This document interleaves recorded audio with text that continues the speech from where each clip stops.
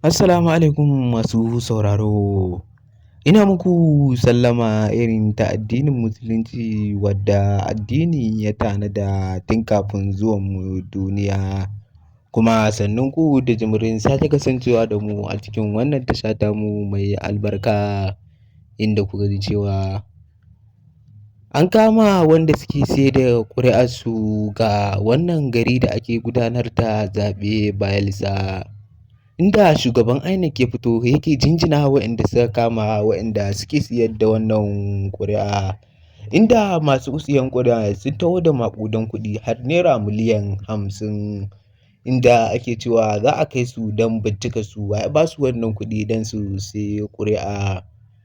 Inda Bola Ahmad Tinubu ya fito yana ƙarawa da cewa yana jinjina wa shugaban INEC yanda yake ba da gudunmawa duk zaɓen da zai gudana a ƙasar Najeriya. Mai sauraro, in dai wannan ne farkon ziyartarka a cikin wannan tasha tamu mai albarka, ka daure ka danna mana subscribing, kana ka danna mana alamar ƙararrawa domin samun fitattun labaranmu da zarar mun ɗora. Inda Bola Ahmad Tinubu ya ƙara da cewa yana gode wa Allah da ya sa wannan shugaban INEC ɗin baya zalunci kuma baya bari a yi zalunci,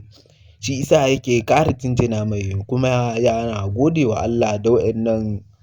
mutane da aka kama a wajen siyan ƙuri'ar zaɓe, inda yake cewa zai tsaya tsayin daka don ganin an hukunta su ga laifin da suka aikata, kuma za a bincike su a ji wa ya ba su wannan maƙudan kuɗaɗe don siyan ƙuri'un mutane. Inda shugaban INEC ɗin ya fito yake cewa ya kamata a ce mutane sun duba sun yi tsanaki da hankalinsu don fitowa sun kaɗa ƙuri'a ƙwansu da kwarkwatarsu, kuma sun dangwalawa gaskiya kuma ga inda suka zaɓa,